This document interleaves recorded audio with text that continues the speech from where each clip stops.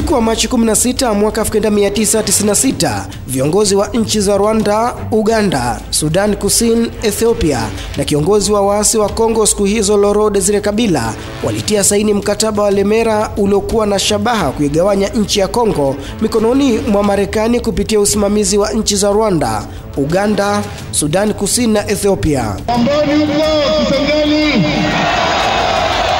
Makubaliano hayo yalifanyika juu ya vilima vya Lemera vilivyoko mkoa wa Kivu Kusini katika mji wa Uvira, ambapo yalihitimika kwa kuruhusu wapiganaji wa Rwanda, Uganda na Watutsi wenye makazi yao mashariki mwa Kongo kumsaidia Laurent Desire Kabila kumuondoa madarakani rais wa Kongo siku hizo ikiitwa Zaire, Mobutu Sese Seko.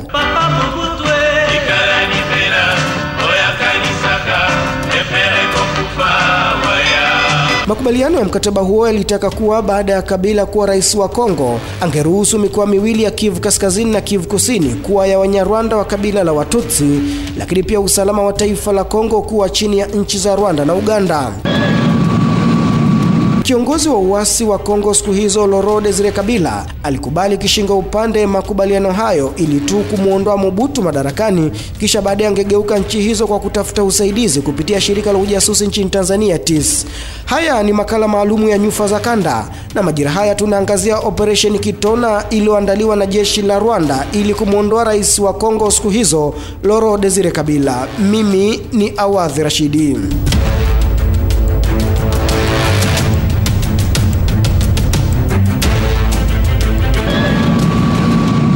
Ili kumuondoa rais wa Kongo Mobutu Sese Seko, Operation Banyamulenge iliundwa kwa ufanisi nchini Rwanda kupitia kundi la wapiganaji lilofahamika kama wapinzani wa dikteta Mobutu. Kundi hili lilihusisha wapiganaji wa Kongomani, Wanyarwanda na watu wengine waliokuwa wakiishi katika mikoa Kivu Kusini na Mashariki ya Kongo. Kikundi hichi kiliongozwa na Jenerali Audrey Kisasi Ngando, ambaye alipata mafunzo ya komando katika nchi za Cuba, Umoja wa Sovieti na Uchina. Na mwanzo tu wa vita vyake na Mobutu Sese Seko alimteua Laurent Desire Kabila kuwa msemaji wake, lakini Kamanda Ngando aliuawa mapema tu. Hivyo Laurent Desire Kabila kuteuliwa kuwa kamanda mkuu wa vikosi vya kupambana na Mobutu Sese Seko. Ya vita ili kumfukuza yule shetani wenu.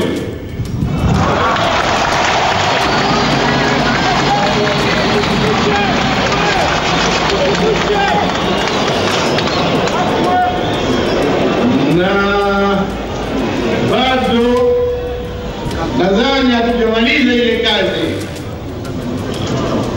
maana nasikia bado yuko kama ni Kinshasa kule. Mwanzoni mwa vita dhidi ya serikali ya Mobutu, kikundi hiki kilijulikana kama Banyamulenge, na taarifa zilidai kuwa hayo yalikuwa maasi ya Banyamulenge kutoka milima Mulenge, jimbo la Kivu Kusini, waliokuwa kinyanyaswa na serikali ya Mobutu kwa madai kwamba sio raia wa Kongo. Madai haya yalipata nguvu haraka na wapiganaji chini ya Laurent Desire Kabila waliuteka mji wa Kivu Kaskazini ya Goma. Waasi chini ya Laurent Desire Kabila walisonga mbele hata zaidi, na mnamo mwezi Mei mwaka 1997 walifanikiwa kuteka ikulu ya Kinshasa na Kabila akaapishwa kuwa rais wa tatu wa Kongo. Moi, Laurent Desire Kabila, président de la République, je jure fidélité à la nation. Baada ya rais Laurent Desire Kabila kushika ngazi, duru zinaarifu kuwa aliwasiliana kwa haraka na Mwalimu Julius Kambarage Nyerere chini ya uratibu wa shirika la ujasusi la Tanzania, ambapo Dar es Salaam iliona haikuwa sawa ardhi ya Wakongomani kupewa wageni, na hilo likampa nguvu Laurent Desire Kabila kuwageuka washirika wake. Miaka miwili baada ya kushika ngazi, kwa maana mwaka 1999, rais wa Kongo Laurent Desire Kabila alitangaza kwa jeuri kubwa kuwa wageni wote waondoke nchini Kongo haraka iwezekanavyo, huku akiongeza kuwa Wanyarwanda warudi kwao haraka, na akawashukuru kwa kazi yao. Rais Laurent Desire Kabila alinukuliwa akisema kuwa makubaliano Lemera yalikuwa makubaliano porini na yeye hakuwa na madaraka ya kuuza nchi, akiongeza kuwa hakatai uwepo wa mkataba huo, lakini hilo lipelekwe kwa wananchi kupitia bunge ili wananchi wenyewe waamue. Baada ya Rais Kabila kuwafukuza Wanyarwanda nchini Kongo na kuvunja makubaliano ya Lemera, kuliibuka mgogoro mkubwa baina ya nchi hiyo na Rwanda na Uganda, nchi ambazo zilitoa wapiganaji wake kumsaidia Kabila kumuondoa madarakani Mobutu Sese Seko. Kutokana na kiburi kilichokuwa kimemvaa Rais Kabila, mipango ya kumuondoa madarakani ilisukwa na kuzaliwa kwa Operation Kitona.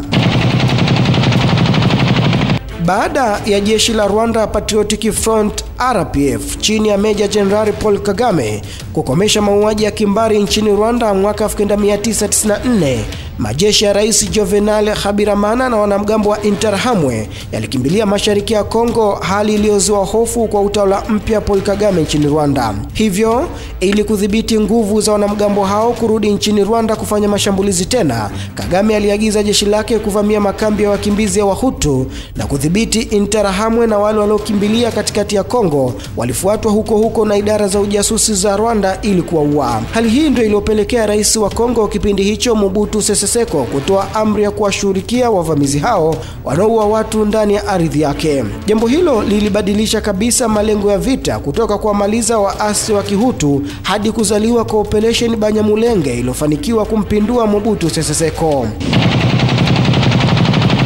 Kufikia mwezi Mei mwaka 1997, majeshi yalifanikiwa kuondoa utawala wa Mobutu na utawala mpya wa Rais Laurent Desire Kabila ukasimikwa, huku kukishuhudiwa Rais Kabila akiteua Wanyarwanda wengi kwenye nafasi nyeti serikalini kama kulipa fadhila kwa majeshi hayo. Kufikia mwaka 1998, Rais Kabila alijiona kukosa mamlaka kabisa na utawala wake, kwani maamuzi mengi mazito yalifanyika Kigali, hasa ikizingatiwa kuwa hata mkuu wa jeshi la Kongo kipindi hicho alikuwa ni Mnyarwanda, Jenerali James Kabarebe. Kufikia Julai 13 mwaka 1998, Rais Laurent Desire Kabila alitoa amri ya kuwatimua Wanyarwanda na Waganda wote kwenye serikali yake kufikia tarehe 27 ya mwezi Julai mwaka 1998, na masalia wote ambao wangeendelea kubakia Kongo wangeondolewa kwa nguvu. Jambo la kuwafukuza Wanyarwanda nchini Kongo walosaidia kumweka madarakani Rais Laurent Desire Kabila liliudhi sana serikali za Rwanda, Uganda na Burundi, ambazo zilidhamiria kumuondoa madarakani Rais Kabila na kumweka mtu mwingine ambaye angelinda maslahi yao. Kutokana na hilo, Jenerali James Kabarebe aliongoza kikosi cha makomando kuiteka Kinshasa na kumpindua Rais Kabila kwa kasi na ufanisi wa hali ya juu.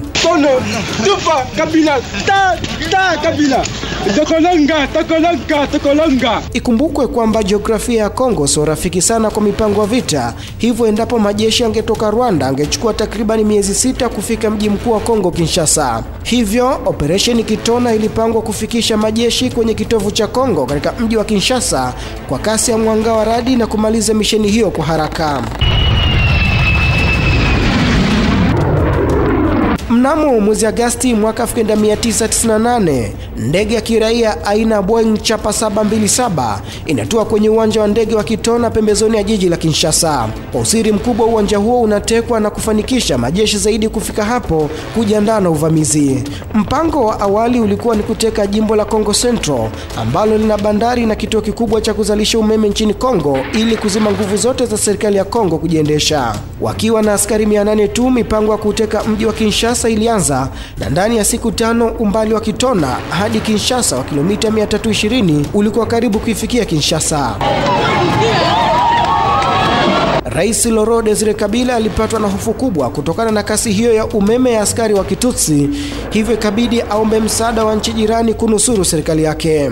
Uganda and Rwanda for invading the Congo, and this is a very serious matter to us because we uphold the Charter of the United Nations and the principle of national sovereignty and non-interference in the domestic affairs of a country. Kufikia Agosti 22 mwaka 1998, majeshi ya Angola, Zimbabwe na Namibia yaliingia kwenye uwanja wa vita kupitia kusini mwa Kinshasa, hivyo askari 800 wa Kitutsi walizingirwa katikati ya mji wa Kinshasa.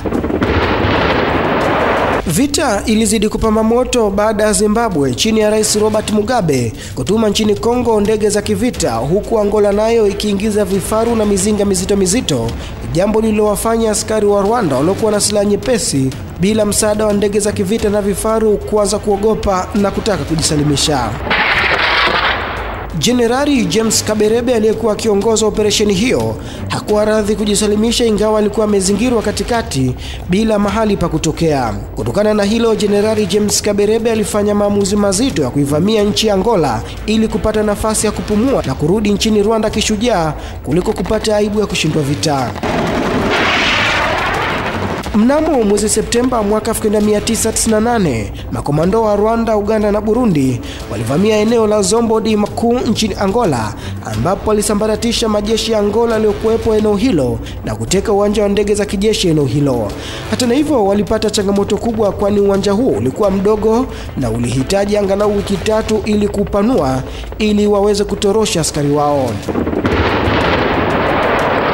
Bila uoga, wakiwa bado nchi ya kigeni, makomando hao walitengeneza safu ya ulinzi imara kiasi majeshi ya Angola alishindwa kupenya kukomboa uwanja wake licha ya kuwa na silaha nzito. Uwanja huo uliendelea kupanuliwa katikati ya risasi na mabomu kurindima, na ndani ya wiki kadhaa Kigali ilituma ndege kadhaa kuwaokoa wanajeshi wake kutoka nchini Angola.